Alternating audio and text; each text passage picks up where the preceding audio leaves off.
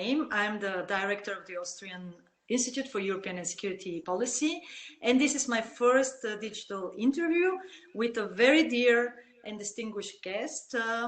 This is James Rickards.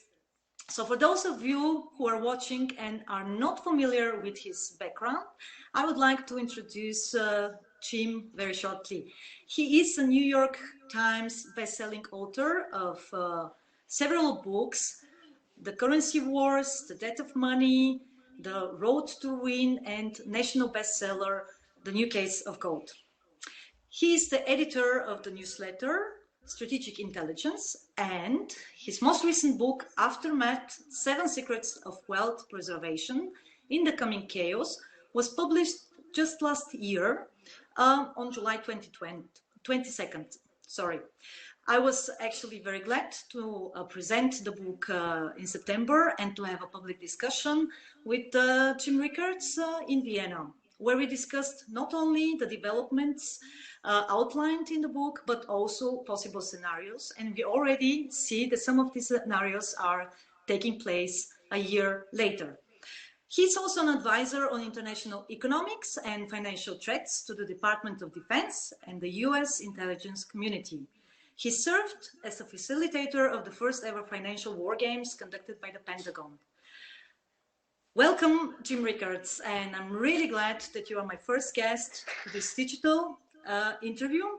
And as you can already guess, I would like to start immediately with my first question that is related to the United States. We've witnessed unprecedented fiscal and monetary measures and steps taken by the US authorities and by the US institutions. We are indeed still in a very unique situation, not only because of the COVID-19, but also because of the way how the US government and the US institutions reacted to it very swiftly, very quickly. But I would like to hear from you, first and foremost, what is your assessment on the current situation? What are your expectations? What comes next? Great. When Well, it comes to the US? It's great to be with you, and it was great meeting you in person last year when we were in Vienna. Of course, today no one can travel; we're all under lockdown. So, but at least we get to do this through a video link. So it's great to be with you. Yeah, I mean that's the big question. I think I think most analysts, most observers, everyday people around the world know what's going on with the pandemic, and different countries have adopted different approaches to it. You have countries like Sweden and to some extent Austria, where you are, took everyone seriously and did things like social distancing and no more handshakes and wearing face masks and so forth. But I would say Austria and Sweden are among those countries that took a lighter approach, kind of developed what they call herd immunity, which is, if a lot of people get the disease and they're not much affected by it, and they develop the antibodies and they're immune, that's actually a good thing, and you can get that to a large population fairly quickly. Of course, some people are more severe, and tragically, we have some fatalities, but that's true across the board. There are other countries, I would say China and South Korea, which took a more extreme approach, locked down everything. South Korea is the model for that. They locked down the entire country very quickly. Everyone had masks, everyone had to stay home, widespread testing, and they got a very good handle on the disease and had relatively few fatalities. The United States has sort of kind of bumbled its way through a hybrid approach. I think we started out not taking it seriously enough, not doing enough fast enough, although some things were done correctly. President Trump's ban on travel from China was a bold move, got a lot of criticism at the time, turns out to be exactly the right thing to do. But we've had difficulty with equipment, masks, ventilators, testing, and so the U.S. was a little bit slow in that respect, but we eventually got to a lockdown. That's been enforced for about 6 weeks at this point, but that was a little bit too late to keep a lid on the disease. So we've seen different approaches: extreme lockdown, light touch, and I would put Austria and Sweden in that category, and then the United States, which is a little bit more of a muddle. We sort of did both. What's interesting is that the disease seems to run a course of its own, regardless of what you do. I'm not saying that masks and social distancing don't matter. They do. They're good things. Everyone agrees on that. but the extreme lockdown seems not to change the path of the disease very much. It starts out at a certain point, peaks around 45 days, and then starts to fade and become a little more manageable after about 70 days. So in the United States, if you start from March 1st, I know we had some cases earlier, but March 1st is when it really started to spread. You'd expect the peak around April 15th in terms of infections and fatalities, which is exactly what happened. Our peak, apex as they call it, was around April 15th. And you would expect to be able to reopen things, get back to normal by May 15th. And indeed, a lot of our governors in May set specific dates, not all of them, but May 15th seems to be the center of the fairway, if you will, in terms of when a lot of the U.S. economy will start to come back. So, the bad news is the damage caused by the disease and the fatalities. The good news is that it does seem to be declining, at least in the United States and Western Europe and East Asia. I think Africa is a different case that maybe the worst may be yet to come in Africa. So that's the good news. As far as the economic impact, and that was really the question, it has been devastating. And again, this is widely appreciated. So second quarter GDP in the United States will be down. It's an estimate. We won't have that number for another almost 4 months at this stage, or 3 months rather, but probably down 30%, perhaps 40%. We're seeing similar drops in Europe. Now, that's 1 quarter, so annualized rate of, let's say, 30% for a quarter. So that's 7.25%. If everything else were flat for the rest of the year, which remains to be seen. But that is a more severe drop than any output since the Great Depression, and far worse than anything since the end of World War II. So that much is known. The question is, how quickly does the economy come back? And there's a real debate. On the one hand, you had people who say, well, look, we had to shut everything down, but by May or June, we'll reopen it. They'll hire the workers back. People will go out. They'll go to restaurants. They'll go to shows. They'll start spending and get back on airplanes. This whole thing will come back very quickly. We hear talk like this from the White House, from Treasury Secretary Mnuchin, National Economic Advisor Larry Kudlow, kind of talking heads on financial television. They use the phrase pent-up demand, meaning, yeah, we didn't consume as much in the second quarter, but boy, we can't wait to go out and spend money in the third quarter. That's not impossible. You can't rule it out. You pay attention to that. But I think that is not a good description of what's going to happen to the U.S. economy. We're going to be stuck in something more closely resembling a depression for several years. It will be perhaps 3 years before most of these jobs are recovered, if ever. It will be perhaps 2 years before we get back to 2019 levels of output for a full year. Again, quarterly numbers will vary. We might have a strong quarter later in the year, but it's going to take a couple of years to claw back out of this hole. And there are very specific reasons for that. And let me give you a couple of concrete examples. You can kind of break the economy into what could be permanent losses versus temporary losses. And here's the difference. So, my wife and I like to go out to dinner on a Friday night. We didn't go out last Friday night. We're not going out, tonight, probably not going out next Friday night. So that's lost output. So let's say by July, things are better, restaurants are open, and we go out for dinner. We're not going to order 10 dinners. We're not going to order the 10 dinners that we missed. We're just going to have one dinner as we usually do. That lost output is lost forever. It's never coming back. Now, if I were going to buy a car, last week and I decided to put it off, and then I go out and buy the car in August, that's a temporary loss. So all we're doing is we're shifting demand from the second quarter to the third quarter, but we still buy the car. So the question is, what's the mix of the economy? How much of these losses are permanent and how much are temporary? They're just timing differences. And the answer is the overwhelming majority of it are permanent losses. 70% of the U.S. economy is consumption. The overwhelming majority of that is services, not restaurants, bars, hotels, travel, airplanes, your dry cleaner, your pizza parlor, hairstylist, whatever. And people kind of look down their nose at small business. Their stock investors in particular are focused on Boeing or General Motors or IBM or large corporations, and that's fine. But the small businesses I just described are about 45% of GDP and 47% of all jobs. In other words, that's half the economy has been shut down. It can reopen, but not all of them will reopen. Again, some of the restaurants that closed their doors, they don't have working capital.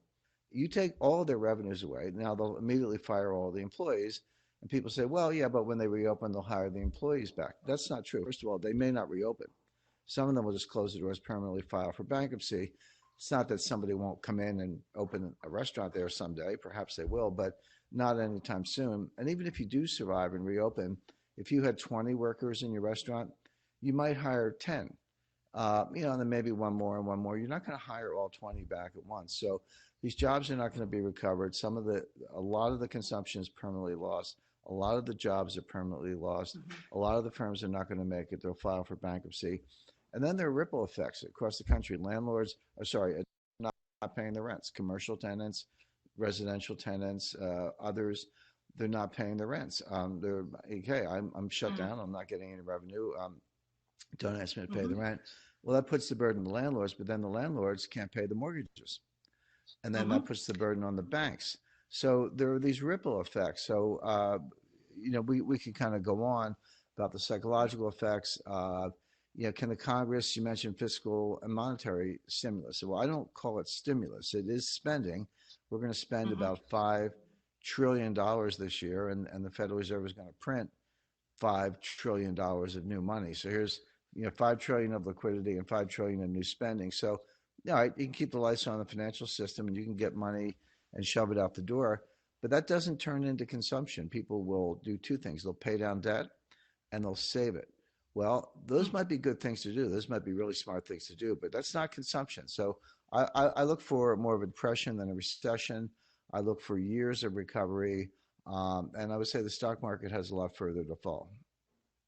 Okay, thank you, Jim. So to sum it up, because what you've outlined for our listeners is basically what is going to happen also on this side of the Atlantic regarding European economies. Our expectations are also huge drops in the shares of GDP. Some of the countries estimate already 2 digits percentage drop. Also, of course, demand side is that, and you're completely right that the lockdown was, of course, varying between complete lockdown on the one side in some of the member states, in some of the European countries, and then some of other countries like Sweden, for instance, they decided to have a partial lockdown.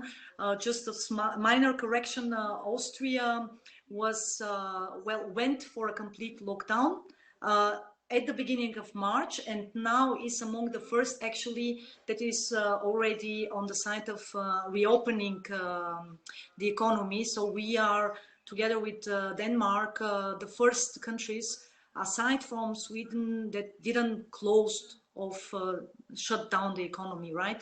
And also UK, of course, didn't shut down completely the economy. So we are something in between. We had a complete lockdown, but now we are on the side of opening up. So we are going to be among the first to basically see what comes next. Are we going to witness surging numbers in terms of infected cases, or are we going to cope with the situation? Hopefully there is not going to be a second wave, like it's the case already in some of the Asian countries that you've mentioned, where we are already observing a second wave, like in Singapore or in South Korea, or even in China, in some provinces of China. Now, interestingly, what you've outlined for us for the economy and for the financial system goes to another layer, and that is the layer of the global financial system. And when we talk about the global financial system, of course, the US and the monetary system. Of course, the US dollar is at the heart of it, and the US-led institutions are still, of course, in the leading position. So how do you see this global ongoing global power competition that was already the case prior to COVID-19? We were already observing systemic decoupling between China and United States. There's going to be already, as discussed already by analysts, a kind of a reconfiguration of supply chains.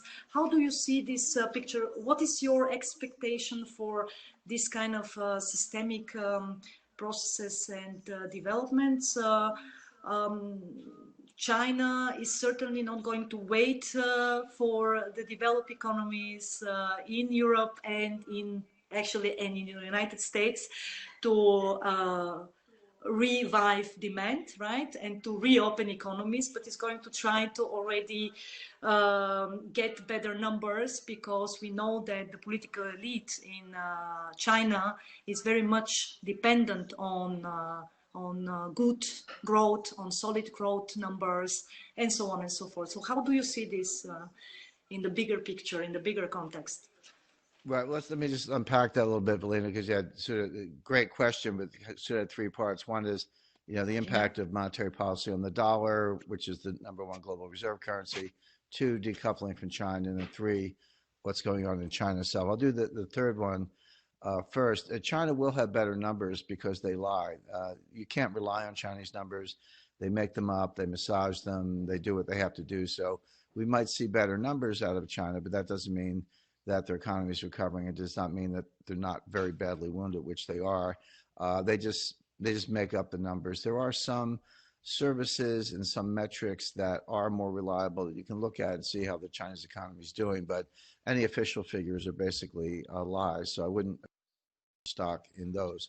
And as far as that's concerned, China may say, well, we don't care if the rest of the developed world is still suffering. We're ready to go. I'm sorry, it doesn't work that way. I mean, who's buying your stuff? You have a manufacturing export driven economy, not completely. They've got a large investment component.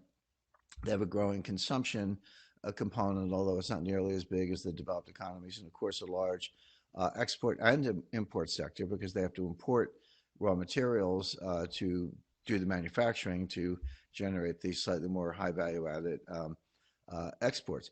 Well, if the demand is not there in Europe and the United States, then it doesn't matter what China does. We're not going to buy their stuff. So that's going to cause their economy to slow down. And then if you can't export, you probably don't want to import as much, because all you're going to do is stockpile the goods. As far as investment is concerned, investment is a very large part of Chinese GDP, about 45%, which is, compare that to maybe about 25% in the U.S. economy. The problem with Chinese investment is it's mostly wasted. Half of their investment goes into projects that are not needed, serve no purpose, generate no revenues, can't pay for themselves.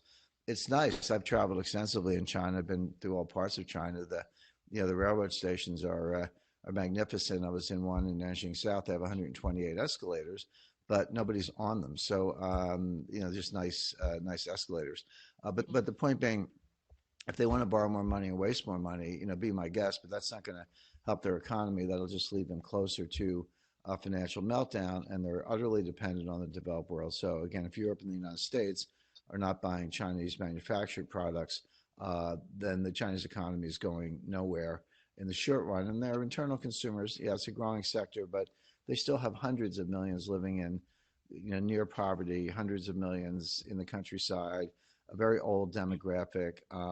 And so a lot of, and they're heavily indebted. So there are a lot of impediments to growth, not to mention the fact that their dollar reserves will be dwindling somewhat, in the months to come. So the internal Chinese picture is not a good one. Now, as far as decoupling is concerned, you're absolutely right. That was going on before the Wuhan virus took off, before the global pandemic. That had already begun. That is not going to be greatly accelerated. I can't speak to Europe as much, although I'm sure the French and Austrians and Germans and UK are all looking at it. But as far as the United States is concerned, we never again want to be in the position where we're dependent upon an adversary, and by the way, a great abuser of human rights, for our pharmaceuticals. So we should expect the pharmaceutical industry will be brought back to the United States. A lot of high-tech manufacturing will be brought back to the United States. Interestingly, Chinese wages have gone up so much in real terms that U.S. labor is actually competitive with Chinese labor, not at the kind of simple, Lego assembly manufacturing level, but certainly in more high value-added applications, research, pharmaceutical industry and others, U.S. workers are completely competitive. So this will actually be a source of U.S. jobs and U.S. investment in the future as we bring back, Mm-hmm. pardon me, these industries to the United States. This leaves China, sort of crashing into a wall because they were already stuck in what development economists call the middle income trap. I studied development economics, international economics at the graduate level in the 1970s. Mm-hmm. And at that time, there's always been sort of a low income, a middle income, and a high income group of countries. And of course, Europe and a couple others, Japan, are in the high income group. Some of the poorest countries of the world are in the low income group, and there's a lot in the middle. We used to think that the hard part was getting from low income to middle income. That was really difficult. But if you could get to middle income, which is around, say, $10,000 per year per capita, that the path to high income was straightforward. You would just sort of keep doing what you were doing. Turns out that's completely wrong. Getting from low income to middle income is pretty straightforward. All you really have to do is get rid of corruption, attract foreign direct investment, move people from the country to the cities, and give them kind of simple manufacturing tasks and run a trade surplus and build up your reserves, and you're there.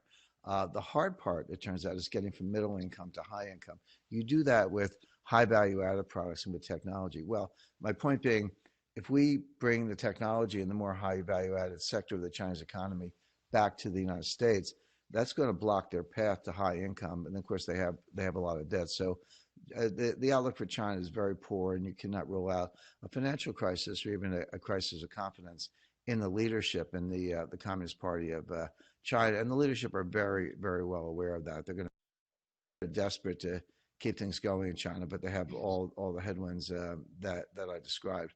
So so the decoupling is going to accelerate. It's going to impede Chinese growth, and rightly so, because they stole so much of the intellectual property to begin with. And then China, for its own part, they're not going to be able to do better than the developing economy, or sorry, the developed economies. In Europe and the U.S. both have very serious problems right now. So as I say, if we're not buying their stuff, then they're not going anywhere.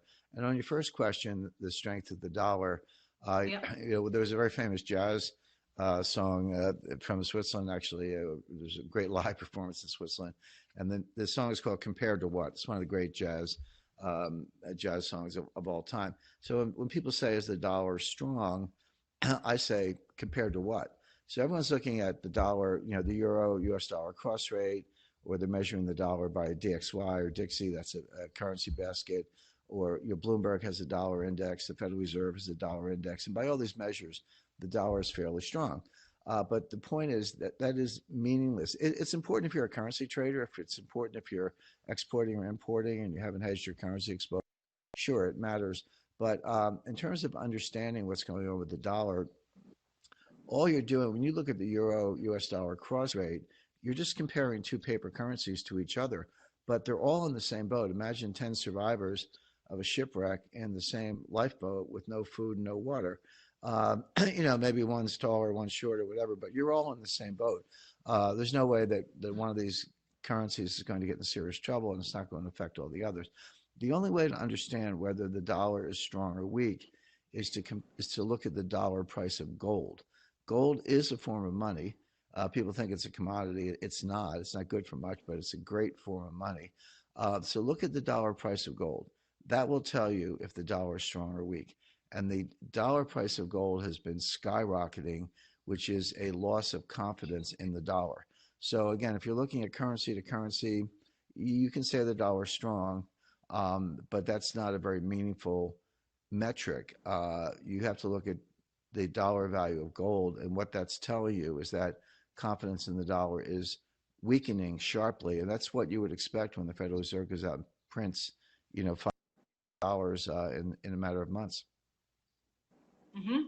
Jim, in your books, you also point to the role of the IMF, and you outlined already that there are right now no currency alternatives to the US dollars. If we look at the traded currencies, their shares, it's basically nothing that comes even closer to the US dollar, right? I mean, if we take a rising power China and look at the share of the traded currency, the yuan, it's nothing. It's absolutely almost It's two or three invisible. percent. That's right. Yeah, That's right.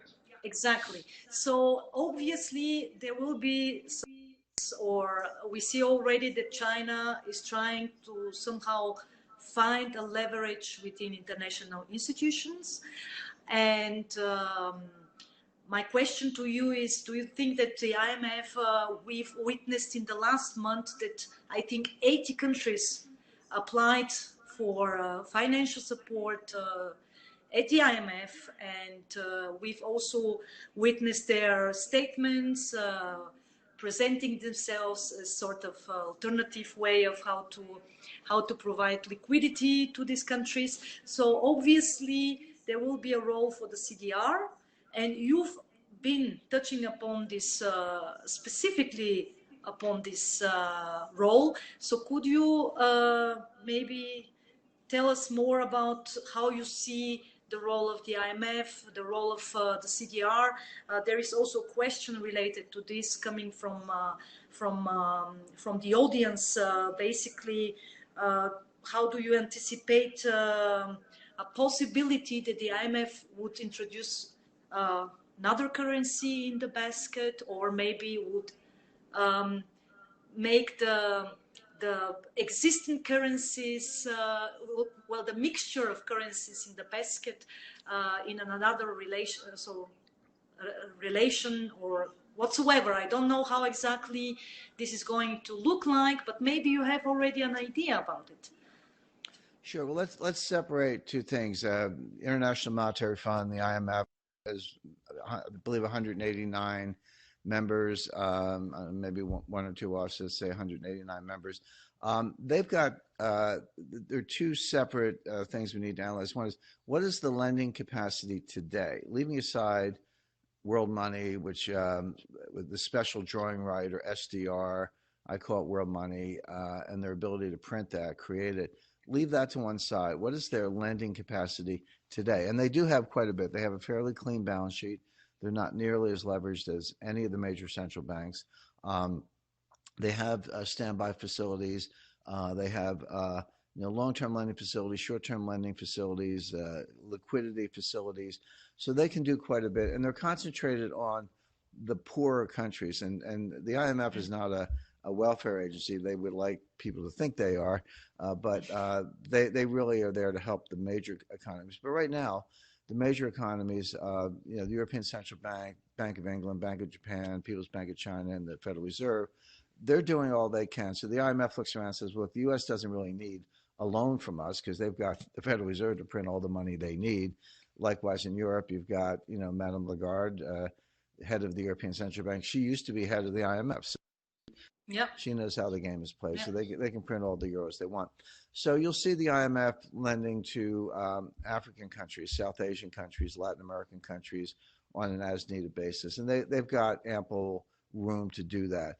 But the other subject you touched on, Valina, and maybe more important for the future, is their ability to print SDRs, special drawing rights, again, what I call world money. They can do exactly what the Federal Reserve does. They can just pull it out of thin air and give it to the members. Now, there are a couple of constraints there. Number one, they would have to get approval from their executive committee, their International Monetary Committee. The U.S. has veto power over that. You need an 85% vote to approve something that's significant. Well, guess what? The United States has 16% of the votes. So all the rest of the countries in the world together are only 84%. And that's by design. It gives the U.S. a veto. It doesn't mean, pardon me, it doesn't mean the U.S. can make things happen. It does mean the U.S. can stop things from happening if we choose not to support it.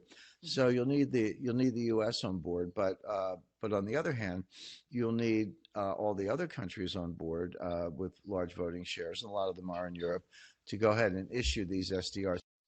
SDR was created in 1969, so there's nothing new about it. It's been around for 50 years. And they were issued in tranches between 1970 and 1980. And then that was it. There were no SDRs issued for almost 30 years between 1980 and 2009. Then in 2009, in the year following the global financial crisis, they did do an issue. And I looked at it at the time. I might have been the only one who noticed outside the IMF itself, but it wasn't a large number, several hundred billion, but it wasn't a large number relative to the problem. But it Yeah. struck me as a dry run, a practice. Like, hey, let's see. We haven't done this in 30 years. Let's see if we can still do this. And they did. Now, here we are 10 years later, 11 years later.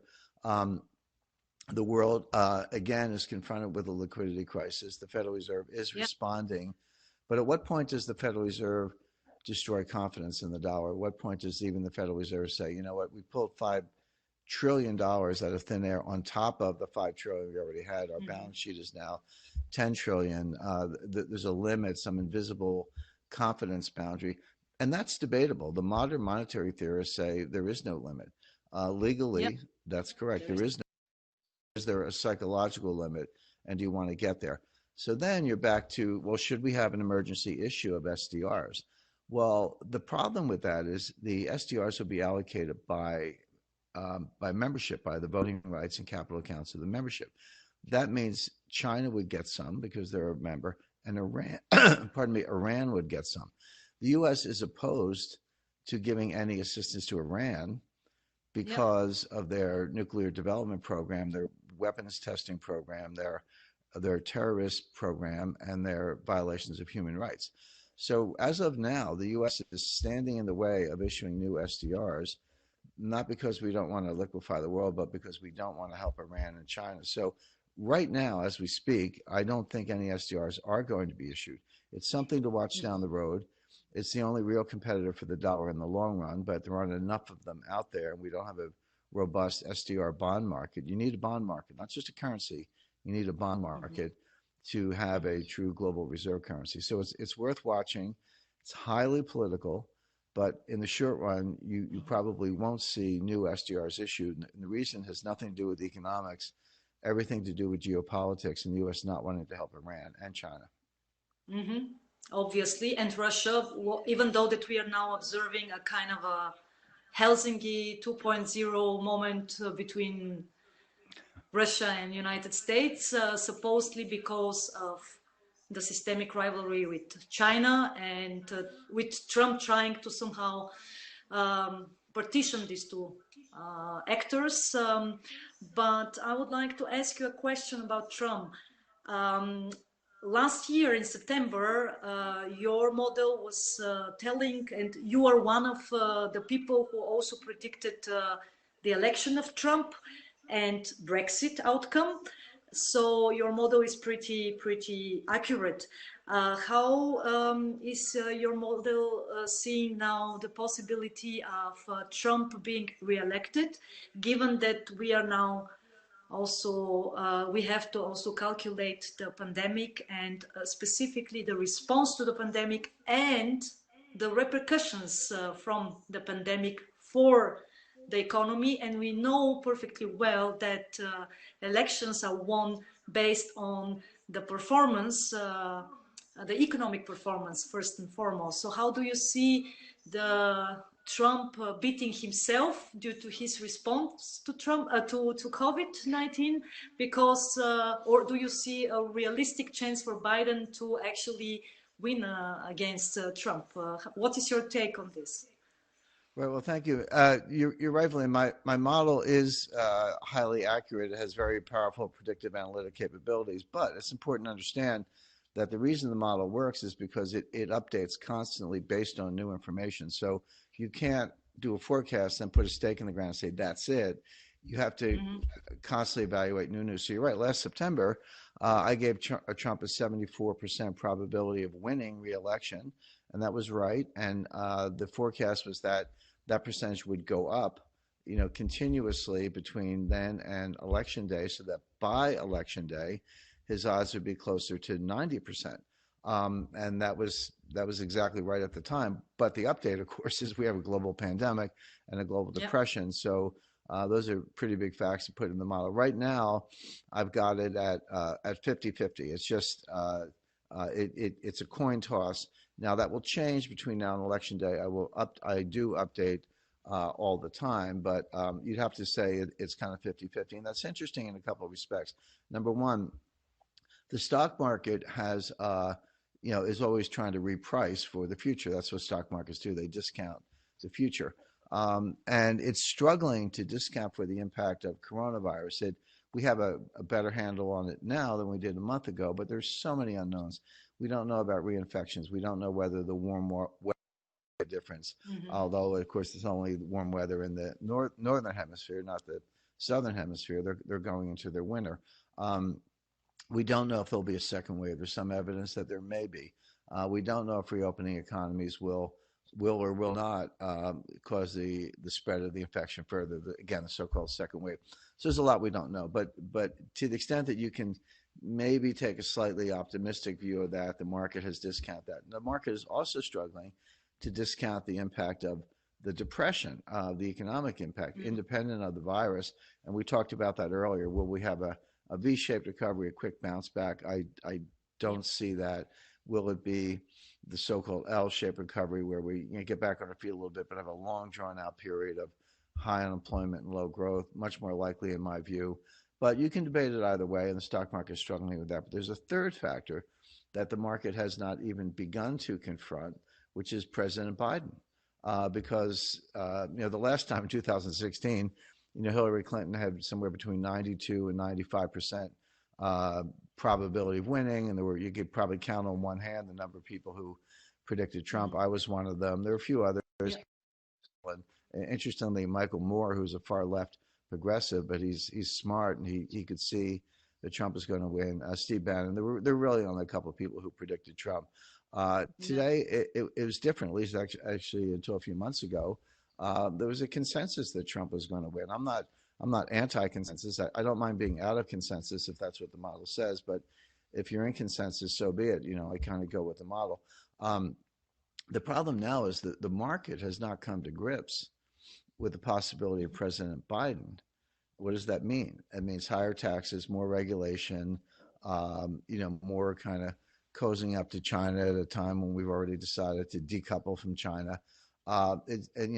Big parts of the Green New Deal, probably a very progressive vice president. And then Biden has some serious cognitive issues, whether that's, I'm not a doctor or psychologist, but, you can judge for yourself based on the evidence. He can't speak coherently, he can't string a sentence together. So you could have a situation where Biden wins. He's very quickly removed from office under the 25th Amendment because of his mental decline. The president would become the president. And if you have a progressive vice president, you're going to have, who would be president? Stacey Abrams, Elizabeth Warren. These are things that the market hasn't even confronted yet. And they're all in the cards. Now, the original forecast for Trump basically said the largest single factor was no recession. So when a president runs for re-election, they always win unless there's a recession. Every example of a president running for re-election, and George H.W. Bush in 1992, Jimmy Carter in 1980, they both lost, but they both had recessions. So if you're running for re-election and you don't have a recession, you almost certainly win. However, the inverse is not true. Saying if you don't have a recession, you'll win is not the same as saying if you do have a recession, you'll lose. You might, but that's not automatic. Obviously, Trump's got a recession. It's probably more like a depression. That's not good for his prospects. It doesn't mean he'll lose. No one blames him for the virus. And the economic decline, collapse really was a direct consequence of the virus. Trump will be judged on how he handles it. We have he's done some things right. He's done some things very poorly. So he's getting a mixed score at the moment, but he still has a chance to, kind of lead the country out of this and get the economy moving again. So let's see. So right now it's 50-50. I can't be better than that. Trump's greatest weakness, of course, is the economic collapse and his handling of the pandemic. His greatest strength may be that Biden is such a weak candidate. I mean, Biden's been kept under wraps. The Democrats are talking about a digital convention. All right, medically that may make some sense, but a digital convention means no convention. it's another way to keep Biden under wraps. They've got to keep him hidden because he just does not perform well in public.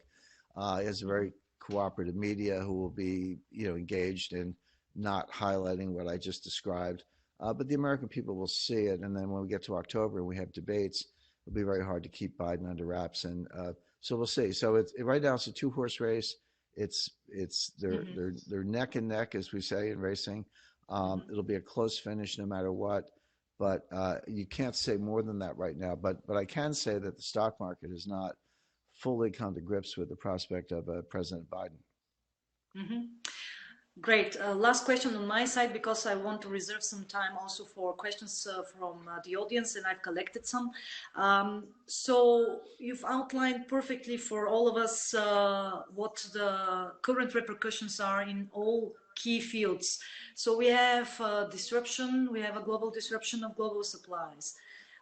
We have sorry for a second. We have no demand right now, right? We have a huge plunge, expected plunge in the GDP, in the global GDP, and specifically in the developed economies. And we have the social repercussions also, the huge pressure with unemployment numbers, never seen in the history since the World War II, right? Do you think, and I know that you are also a fan of complexity like I am, and you also have outlined the butterfly effect, the cascading effects due to connected networks in your book, specifically also in your last book. So do you think that all of these simultaneously happening shocks to all of these systems might result in a major shock to the global system, much, much bigger than the one we witnessed in 2007, 2008, one that the system will not absorb this time? And if that would be the case, who is going to be bailed out this time? I'm wondering, right? Because we saw what happened last time, and who was actually bailed out. So the too big to fail, the systemic relevant institutions. But now we're already observing the situation when some of these systemic relevant actors and institutions are trying to get a bailout once again. And here in Europe, for instance, there is already discussion, for instance, in France or in Poland or in Denmark, that offshore companies will not get a bailout from the governments. So what is your take? Maybe that's more like a philosophical question for me. Of course, I wish that we won't see this scenario, but on the other side, Great Depression was mentioned, unprecedented fiscal and monetary packages, unprecedented measures, unprecedented numbers, right? We are witnessing every day. So what if the system will not absorb all of these major shocks happening right now in all of these relevant systems? What will happen next? Right. What's a great question, Evelyn, and you mentioned complexity theory, and that is the right way to think about it. It's one of the tools I use. I use Bayesian statistics, behavioral psychology, history, other applied mathematics, but complexity theory is the main way that you frame the issues to do all the more specific math associated with that. But we've already seen, a pandemic is a complex dynamic system. How the virus mutates, how it spreads, it's an exponential or superlinear function, how it spreads to a population, you contain it or not. That's one complex dynamic system. The economy obviously is a complex dynamic system. Politics, we talked a little bit about that with Trump and Biden. That's another complex dynamic system, lots of human interaction. What they're doing is they're crashing into each other. So a pandemic by itself would be a very difficult thing to deal with, very difficult thing to, but it has crashed into the economy, and the economy has collapsed. Now we'll see how quickly it comes back. My view is it'll come back very slowly. Others have a different view, but either way, that is a complex dynamic system, throws up emergent properties. And then it's crashing into the political campaign for the reasons we mentioned. Mm-hmm. So one way to think about this, and we have a real world example, was the Fukushima event in Japan in March 2011. Now, what happened there? There was an undersea earthquake, a very large earthquake. Tectonic plates crashing into each other. The earthquake caused a tidal wave or a tsunami. It didn't have to, but it did. So the Mm-hmm. tsunami comes ashore and it crashes into a nuclear power plant. It could have gone somewhere else. The tsunami could have crashed into some empty island someplace, but it didn't. It crashed into a nuclear power plant, caused three hydrogen explosions and two meltdowns that got out of control. And then that crashed the Tokyo Stock Exchange. Those stocks plunged. They came back, but so Mm-hmm. there you had tectonic plates, seismology, crashing into hydro causing a tsunami, crashing into a nuclear power plant, causing Mm-hmm. a meltdown, a radioactive meltdown, and then finally causing a capital markets collapse.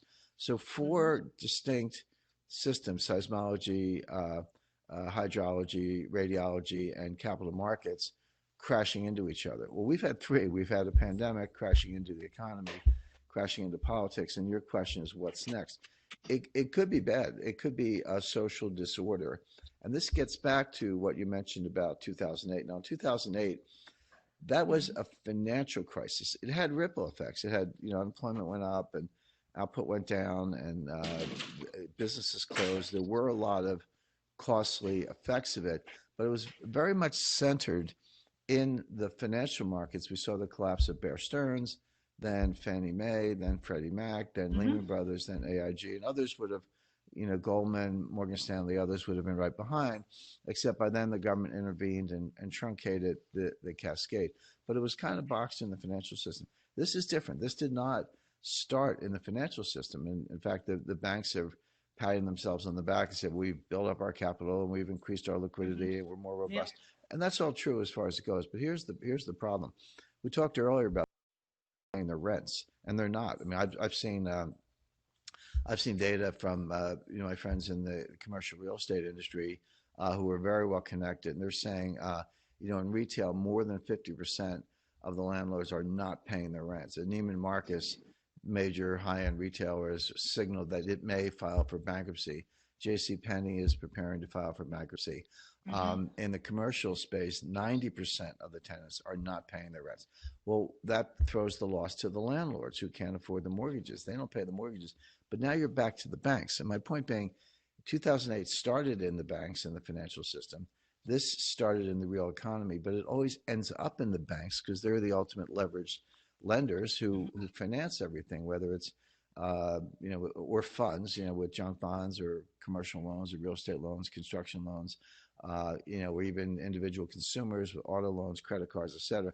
It comes back to the banks. So we may have a financial crisis yet to come on top Mm-hmm. of the economic Exactly. crisis we already have. And I would remind people that 1998, August, September 1998, they remember the Russian default and long-term capital management. And I was very involved in that. I did that bailout. But that actually started in June 1997 with, sorry, just uh, rebooting. That actually started in June 1997 with the devaluation of the Thai baht. So it took over a year to come around the world. Yeah. Same thing in For the 2008. The cycle to 2008 close. financial the 2008 financial crisis actually started in the spring of 2007 with the mortgage market, and then there was a failure of some Bear Stearns funds in July 2007. So that took a year to come around the world. So this collapse has only started in, let's say, February, March of 2020. Do we have an unpleasant surprise and a financial collapse coming in 2021 because it will take a while for this to ripple through? I keep an eye on that. And the last thing is social unrest. People remember 2008. They remember that the elites were protected, the banks were propped up, Jamie Dimon kept his bonuses, but while individual businesses went out of business and many individuals lost their jobs and never recovered them. And they're still angry about that. They're still angry about 2008. Well, you throw another Mm-hmm. crisis on top of that today, and once again, it looks like the elites are getting bailed out, private equity, hedge funds, big banks, et cetera. Even Yeah. this payroll protection plan we had, most of the money Mm-hmm. went to very large businesses, not the small businesses. So there may be another wave of anger that starts to show up on the streets. And again, I would keep an eye out on that for social unrest. Hmm. So it's obvious it's going to be about the too many to fail this time, the ordinary people, the small businesses, the entrepreneurs, rather than the too big to fail. If the governments focus on the wrong actors, probably they will increase the risk of what you've outlined as a possibility of a financial crisis next. So basically, as a result of the other developments taking place prior to it. So I'm going to ask you some really technical questions in the last round. I would just ask you to stay very short on them, because I want to also to use the opportunity for the audience to hear your answers. So there's a question about future mobility, so mobile payments. Do you see actually rising possibility of using mobile payments? There was the example with Africa that turned to, so African countries turned to mobile payments as a tool to curb COVID-19. Do you see this in developed economies? Yes, no, I think it's sufficient as an answer. The answer is yes. Clearly, mobile payments are a big way of the future. The question is, what are you paying in? Are you paying in, dollars and euros, or are you paying in Bitcoin? I think Bitcoin is junk, so I wouldn't look for Bitcoin or others to be the medium of exchange. But as far as the channel, yes, mobile payments are going to grow. Mm-hmm. Then there is also a question regarding future confiscations. There is the example given with, for instance, online purchases that can be followed due to our digital footprint. So how do you see the possibility of future confiscations? Yeah, I like to say when you put your money in the bank, it's not your money anymore. It's the bank's money, and they'll give it to you if they feel like it. And if you don't believe that, well, you walk up to the counter and ask for $100,000 in cash. They won't give it to you. They'll tell you to come make an appointment and come back. So yeah, when your money is in digital form at an institution, there is a risk of either confiscation or a freeze, which is kind of the same thing. And for people who say this can't happen, it's happened many, many times. In 1933, President Roosevelt closed every bank in the United States by executive order. 2013, the banks in Cyprus were closed. 2015, the banks in Greece were closed. Today, the banks in Lebanon are closed. Don't think it can't happen, because it can and it will. Mm-hmm. Then there is a question: how do you see low, high end jewelry and gem premiums in a depression? You mentioned already the possibility of a Great Depression next to already a recession trend that was here prior to COVID-19. So how do you see this low, high end jewelry, gem premiums in a depression Yeah, scenario? yeah, gem premiums will decline. Gems are pretty; they retain value, but they're not as scarce as people believe. The diamonds are not that scarce at all. They control them. De Beers controls the market. They've done a great job of marketing and propping up the price, but they're not scarce at all. They're really just good for smuggling or wearing them kind of decoratively. Gold is different. Gold jewelry, I've always viewed as bullion. People talk about the gold industry in terms of sales, including jewelry sales, but I've never separated jewelry and bullion. It's wearable wealth, so it's prettier. You pay a little more for the craftsmanship, but coins, bars, and gold jewelry are all the same to me. Mm-hmm. And And there sorry, is also that one premium that premium will be maintained. Yes. Mm-hmm. And there is one more question which regards as regards the importance of having some assets outside of the traditional financial system, such as investments. Okay, gemstones was already mentioned, but also fine wine, whiskey. So basically, this kind of assets. What is your take on this? Yeah, it's a subjective market. It's a volatile market.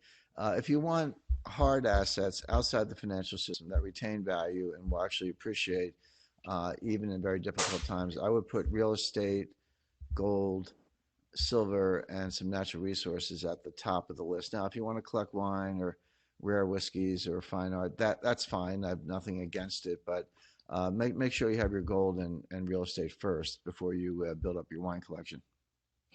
Mm-hmm. And my last question, of course, refers to gold. You've always talked in your books about having allocation of a 10%. So basically 10% of your allocations should be gold. Would you adjust this to the current situation? Should this allocation actually rise? And also we know that countries started stockpiling gold. Here in Europe, this was a trend already prior to COVID-19, but also other countries such as China, Russia have been stockpiling gold in their national reserves, right? So what is your take? Is 10% of allocation for private so for private clients still enough, or should be more? Is it now adjusted? And also linked to this, how do you see countries' strategy of stockpiling gold? Is probably not the right word. Some of them just actually repatriated their gold. It was their gold, but it was actually not in their hands, right? So now there is the effort, the national effort to repatriate gold. So how do you see these trends? Yeah, you're right. Some countries are bringing their gold out, taking the gold from New York and London and bringing it back. Germany has brought a lot of gold back to Frankfurt. Other countries are doing likewise. So you're absolutely right about that. But in terms of new gold, Russia and China have more than tripled their gold reserves in the last 10 years. And Russia is very transparent. China is non-transparent. But Russia today, 20% of Russia's reserves are in gold. Russia got the reserves back up to about $500 billion, and over $100 billion of that is gold. So they're clearly making a major statement there. I stick with the 10% allocation, but I like people to be nimble and be able to pivot, and you don't just put a stake in the ground. So if you have a 10% allocation of gold, that leaves the other 90%. I've always recommended about 30% of that be in cash. But remember, cash has optionality. So if things change, you can take the cash and buy gold. I'm not recommending that. Yeah, 10% is enough. If I'm wrong, no one's going to get hurt with a 10% allocation. If I'm right, it will serve you very well. Obviously, I think I'm right, or I wouldn't be recommending it. But the time may come when you want to pivot out of cash into gold, and that allocation may go up. But I don't think we're quite there yet. Okay, I think that we managed to touch upon all questions that I could collect, and also we both of you could basically outline pretty big picture of what's going on right now as regards to the United States, but also as regards to the global system. And I'm really, really thankful, Jim, for taking the time to be my first guest in this digital format. I know that you're very busy and that you're going to the next interview in an hour, if I'm not wrong. So very, very, really thank you for being with me, and please stay safe and sound, you and your loved ones. And for those of our listeners who want to ask further questions or react to what we have discussed, feel free to engage on our social media accounts on Twitter. You can find both of us easily on Twitter. Thank you very much for your attention. Stay with us and follow our analysis. Thank you, Jim. Thank you, Velina.